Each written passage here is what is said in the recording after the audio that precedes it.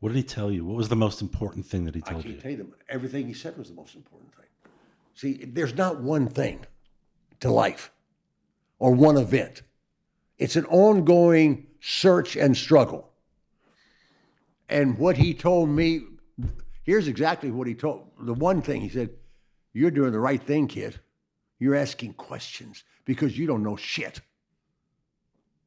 I said, I know I don't.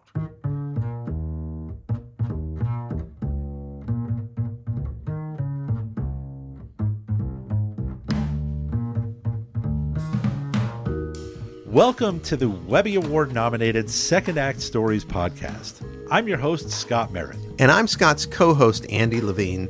We've got a great interview for you today. This is with NFL legend Fran Tarkenton. We know what he did in terms of his football career, but Scott, tell us about his second act. Well, Scramblin' Fran has been an incredibly successful software entrepreneur for decades. But there's a longer answer that involves all kinds of things that we didn't even cover in our conversation. So you talked about football, you talked about software entrepreneurship. What are some of the things in his resume that we didn't cover today? Okay, January 1977, Fran was the first athlete to host Saturday Night Live. You know, with the original cast, John Belushi, Bill Murray, Dan Aykroyd, Gilda Radner. I was 16 at the time, and I remember watching that episode. Yeah, I was, I guess I was 5 at the time, and I was too young to watch, and my parents probably had me in bed. You're really making me old here. Keep going. Well, also in the 70s and 80s, Fran was a commentator on Monday Night Football alongside the one and only Howard Cosell. He's also authored a handful of both fiction and nonfiction books, and he's just plainly one of the most inspirational people you'll ever meet. This is an accomplished individual. Let's hear about Fran Tarkenton's second act story. I started playing football when I could walk, but I played 4 years of high school football. We won state championship. I played 4 years of college football.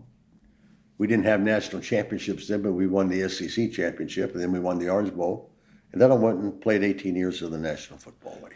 We quickly transitioned to discussing what makes a great quarterback and what made Fran so successful. There are a lot of people that physically can play quarterback. You know, they all say, you got to have a quarterback to win. You got to have a quarterback who understands how to be a quarterback. And so I played all my life. And I had really good coaches all my life, but I made them better coaches because I listened to them. I wanted to be better. And so I got better. And I played as a freshman, 13 years old, for the Athens High Trojans, and I could play. But I had a coach who coached me. He was tougher than nails. He knocked me down. He made me play defense. He made me run the ball into and have people tackle me, and I had to break the tackles. But I mean, all the hard stuff.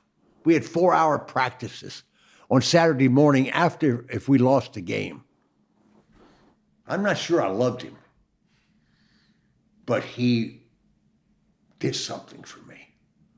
I learned from him. Is it coaching or is it coachability? No, neither one.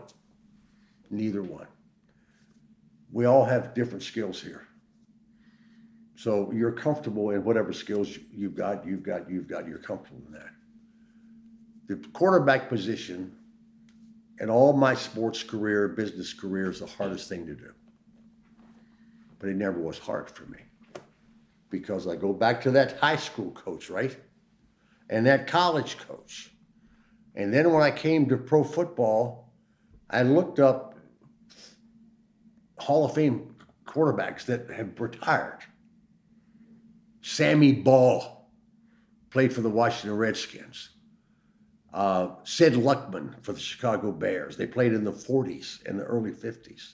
Otto Graham, who was Tom Brady of the 50s for the Cleveland Browns.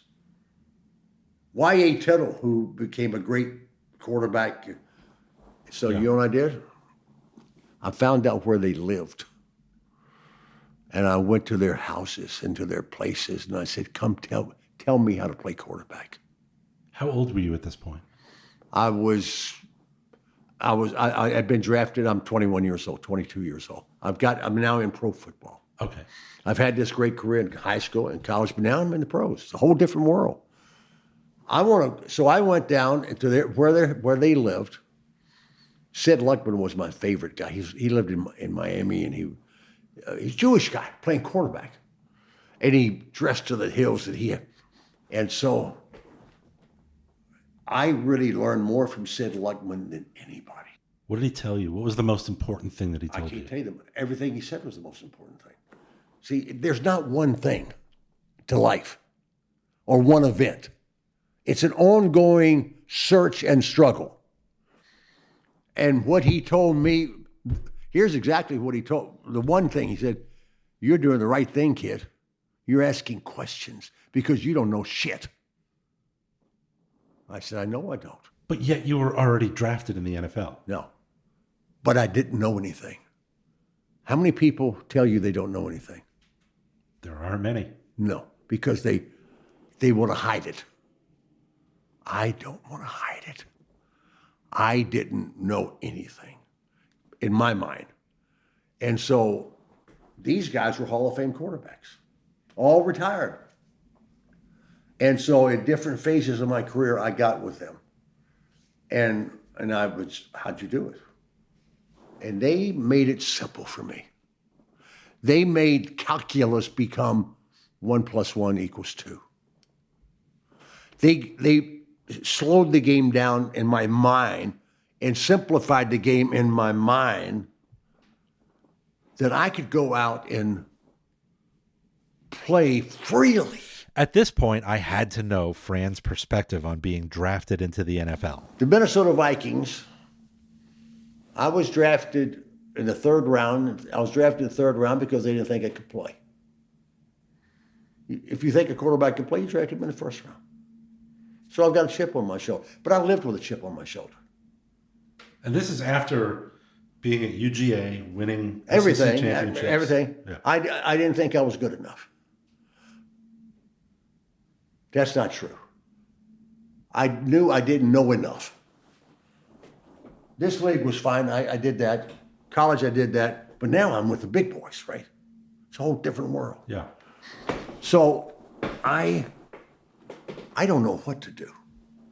I go to training camp there, Minnesota Vikings in '61 were what they call it was the first year they were in the National Football League. They were a brand new company, brand new franchise. How they get their players. All the teams, how many teams we had? There may be 28 teams or so. They had 40-man rosters, so they could freeze 34 of those 40 players that you couldn't touch. But we could pick 3 of the bottom 6. Okay. Think about your life. If you got 3 of the bottom, nobody had 34 great football players, right? So we got nothing. New franchise teams had never won a game. Tom Landry the year before was the brilliant coach of the Dallas Cowboys, won nothing, not a game. So here we are in Bemidji, Minnesota. We got 6 quarterbacks. One of them was a former rookie of the year for the Baltimore Colts before John Unitas got there. And then we have Van Brocklin there. So I'm one of 6. And I go to Bemidji, Minnesota, and I decide I've got to be, if I'm going to live my dream, I've got to be better than those other 5 guys. But they all could throw. They all were big. They all were athletic. What am I going to do? I got to be smarter than they are. Quarterback's got to slow the game down so that I can make the right decisions, because it's a difficult job and it's a real difficult job if you don't know what to do. So I played in exhibition games. We played 5 exhibition games. We lost 5 exhibition games. We played the Chicago Bears, an exhibition game in Des Moines, Iowa. And I played half the game, and they beat us 45-7. They kicked my ass. How do you keep your head up? Easy. I'm not going to fail. You can knock me down. You can kick me in my balls.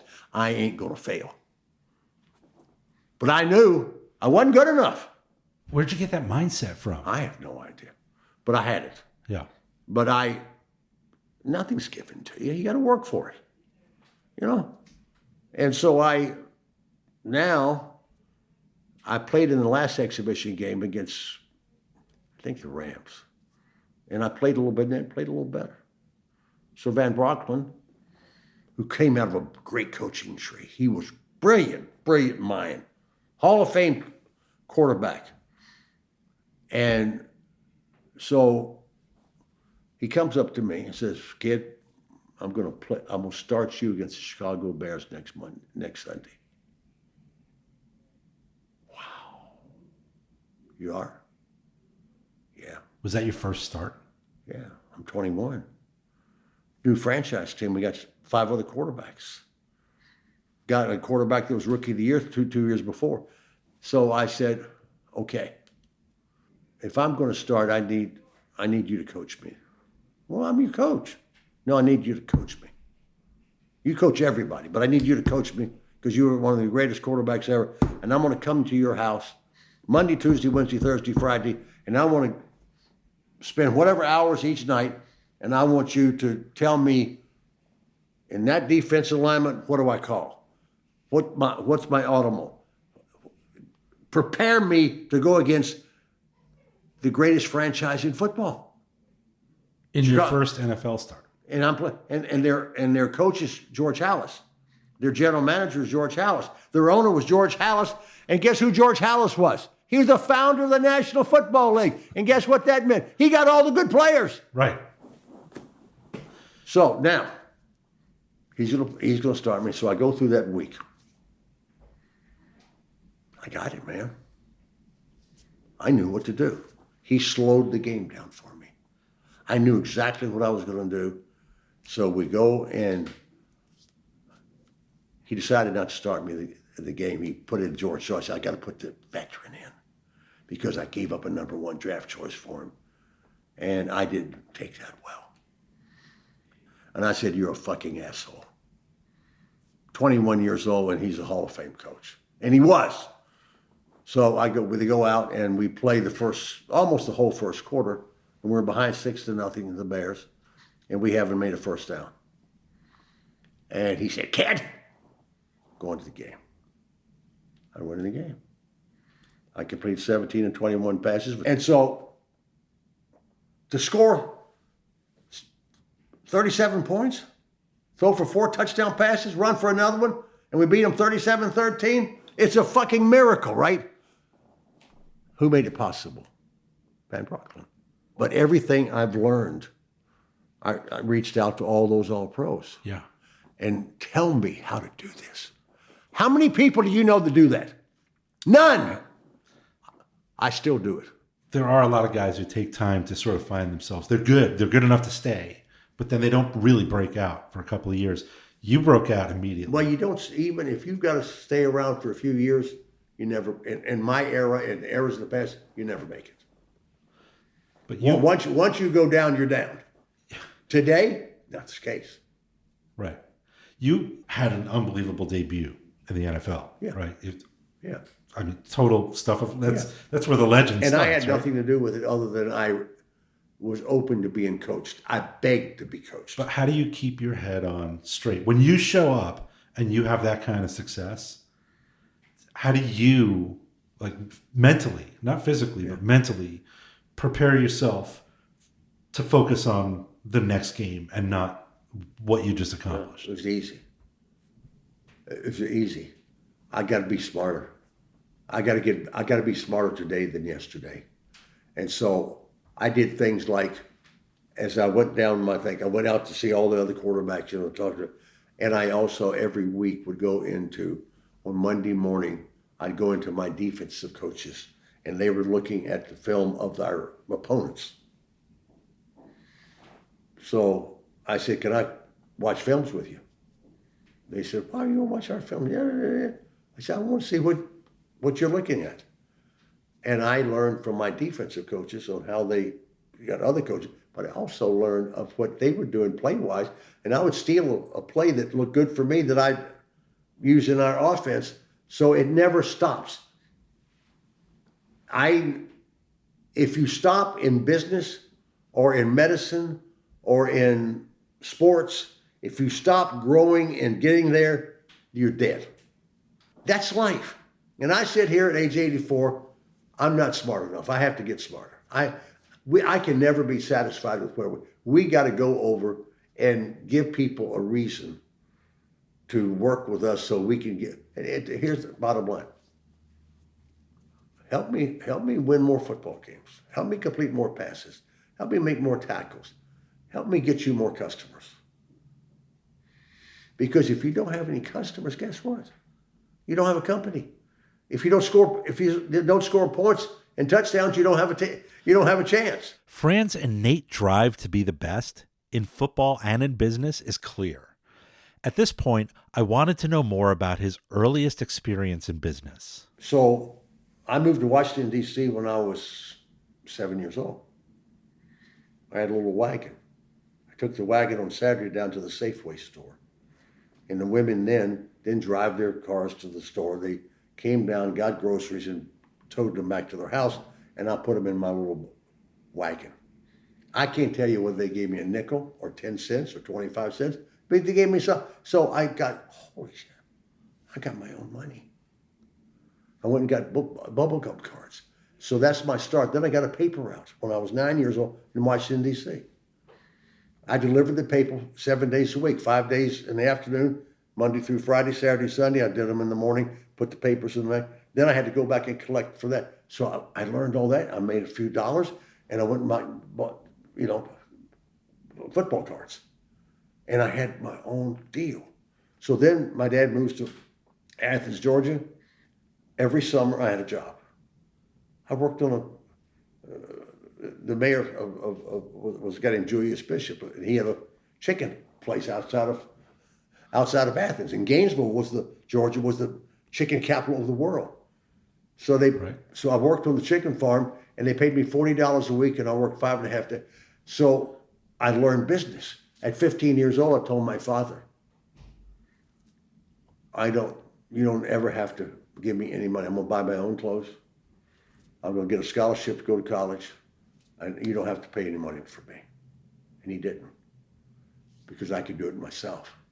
And so I got to college, and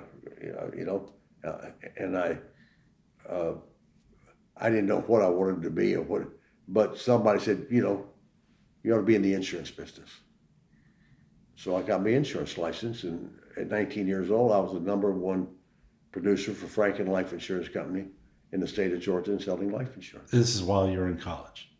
While I was playing football, baseball in college. So what knocks all that together, I don't think you could be a great athlete, sports, unless you start young. In my era, I worked every off season. Right. So you didn't make the kind of money that they make today playing football, even in the NFL. Oh, I really made a lot of money. My first year I made $12,500. I had an all-season job with 1 year Wilson Truck System in Sioux Falls, South Dakota. And then I had a printing job, and they paid me $600 a month. $600 a month to knock on the doors of shipping clerks. So I worked. I learned business by working and selling and doing this stuff. In my era, none of us made any money. Right. So but you're recognizable, right? Because people see you every Sunday. Yeah. And you got fans. And Yeah. So here's this, but the great Fran Tarkenton is knocking on my door. But the rest of the people that I played with and against in pro football, none of them had an off-season motherfucking job. None. I'm the only one that did, that I've ever heard of. And so that's how you learn business. You learn business by doing business. Right. Wow. And Sam Walton started Walmart when he was 51 years old or so. He was a store manager for J.C. Penney, for, different Sears Roebuck, all those types of things. Decided he wanted to build that. No technology back then. At 51 years old, 72 years old, he died, and he had the largest company in the world. and he was a great friend of mine, and I did a lot of work with him, and I learned from him. I learned 8,000 things from him. So there's this through line of your success where you learn from all the greats. I have nothing to do with my success. I learned it from all these other people. But the part that you did have something to do with was that you wanted to learn from them. You had that you brought to the table. Let me think about that. I didn't know how to be a salesman. I didn't know how to do business. I didn't know anything about insurance. I didn't know anything about football. My greatest asset, I wasn't a good student. I didn't like school. They gave me a scholarship at Georgia, and I didn't learn anything in the classroom. What'd you study? I don't have any idea. I made grades, and I made good grades, but I figured out how to take a test, and I'd get the smartest person in the world the night before the test, go over and show me what the test is. I didn't want to spend my time on that, so that was my shortcut. But so I didn't really have any interest in academia. But sports was my life, and business was my life, and nothing's changed from then to now. Well, let me rewind for a second, because you have this business career behind you. You were a newspaper delivery boy. You were schlepping groceries across town. But business came as early as football, sports. Right. So with that understanding, you sold insurance. You're chasing chickens around in Gainesville, Georgia. Where does software enter? Right? Because we're talking about this is the 1960s. You are in the NFL. You have a successful career, an unbelievably successful career. And you somehow or another took all that business experience and channeled it into software. That was really early for software. Really early. It was, I finished football in 78. Okay. And a guy came down from New York, and he ran out of money. He had some software, and he ran out of money, and I didn't have a lot of money, but he wanted to come in with me. And I owned the company. He had a minority part of the company, and then finally, I've got one technology guy, and he was a brilliant guy, still around. And he understood technology. I couldn't spell technology. I couldn't spell software. I didn't know that much about it, but I knew some benefits about it. The company Fran joined was called Case Software, which stood for Computer-Aided Software Engineering. And as it happened, Fran and his team caught wind that IBM liked what they were doing. That's when Fran went to work and placed a call to IBM's CEO, John Akers. So I got John Akers' name, called his office, got his secretary, and I said, can I talk to Mr. Akers? She says, well, who are you? I said, my name is Fran Tarkenton, and you don't need to know, but he probably knows who I am. And just tell him that I'm on the line, and I'd like to have a talk with him. Really? You want me to do that? I said, yeah. She did that. He got her on the phone. And that's the value of being an NFL player, right? Sure. Right. So I used my value. So he got on the phone. I said, John, I said, I'm embarrassed to make this call, but I got this guy sitting next to me. He's my chief financial officer or chief technical officer, but he's the only technical officer. And we got this, this Case software thing, computer-aided software engineering, and I don't really understand it. He understands it, and we did about $100,000 in revenue last year. We're not growing, and we're losing money, obviously. And you're probably doing a little more, $100,000 a year. But anyway, I've got the balls and the audacity to call you, and he thinks that we've got something that would be that you would know about, and your people would like to partner with us. John took the meeting. So they had 20, 25 guys in their blue suits and their coat and ties.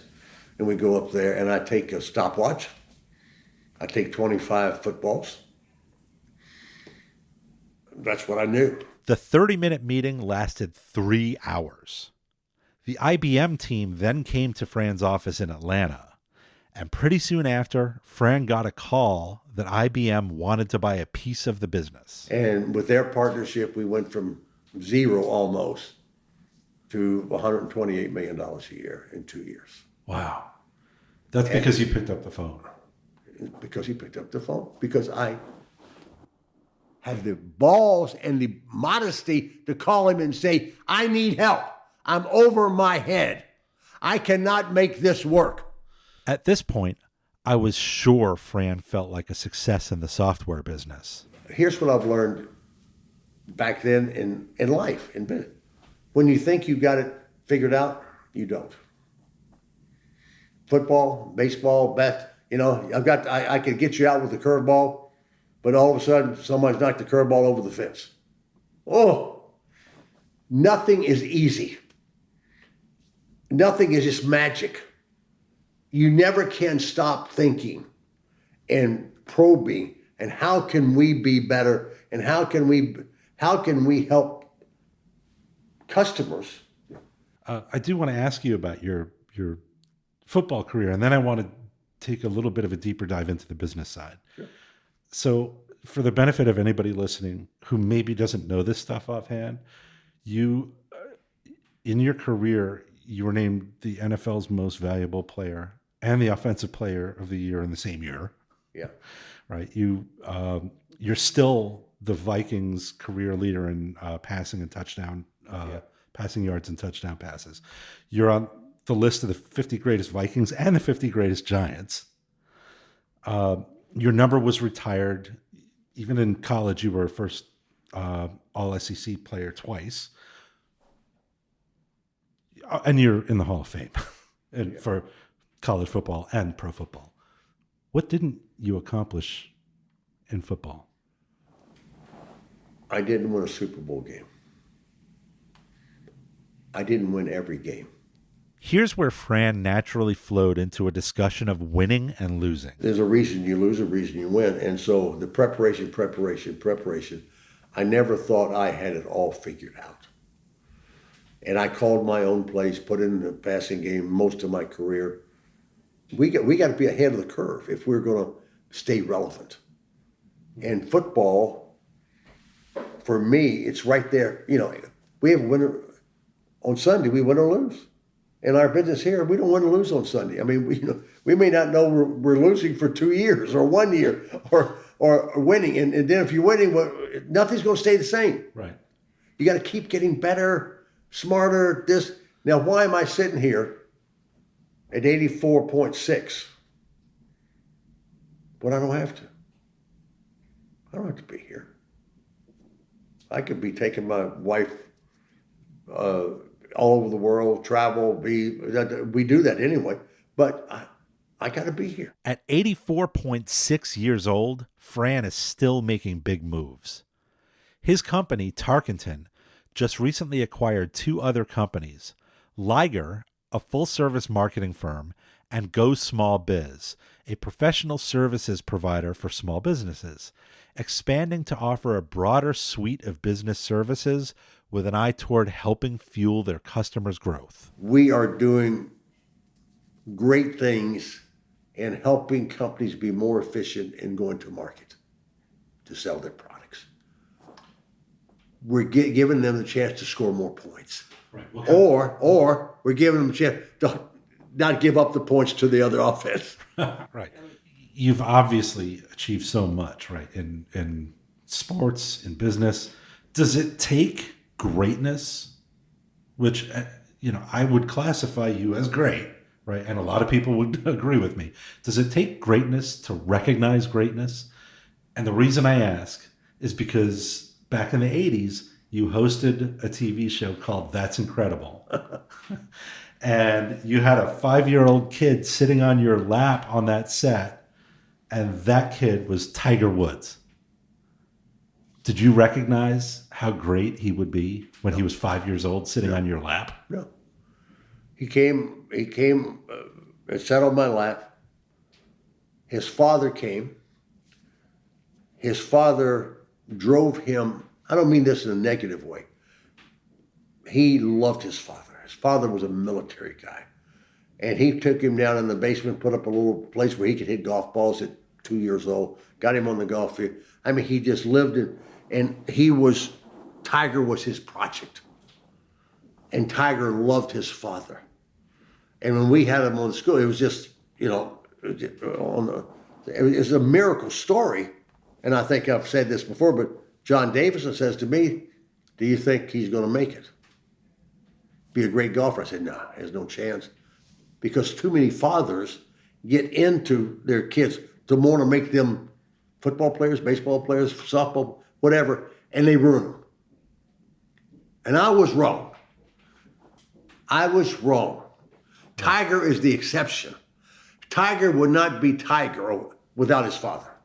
But he also had a little talent. I'll say. Yeah. Yeah, and so that was, who would have thought? Here I am doing this program, that's incredible.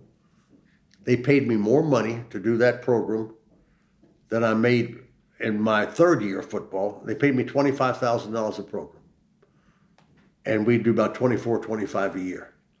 I never made that kind of money. I took that money and I put in our businesses. So you got to come back and do businesses. I did Monday Night Football. I did all that. I did the endorsements to get money to be able to invest in my businesses. I never wanted to be an entertainer. I never wanted to be that stuff. I just didn't. My role, I love business, and I've done it since I had the wagon, and that's what I wanted to do. But Tiger, that was just a great story. And John Davison was the one that, do you think he might get? Nah, he has no chance. Last words. Yeah. Have you spoken to Tiger since then? I've never met Tiger Woods. Do you want to? I would love to meet Tiger Woods.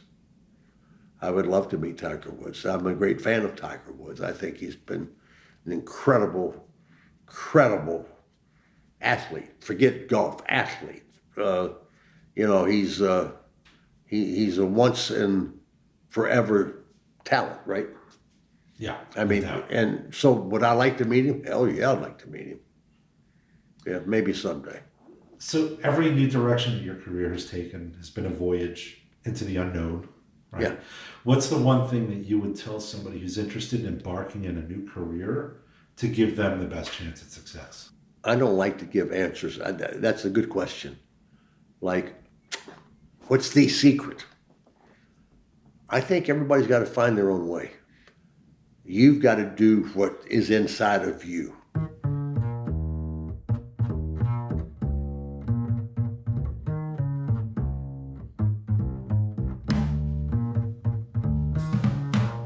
Wow, the amazing Fran Tarkenton. It's just an honor to have him on our show. And Scott, I'm so glad you connected with him and made this happen.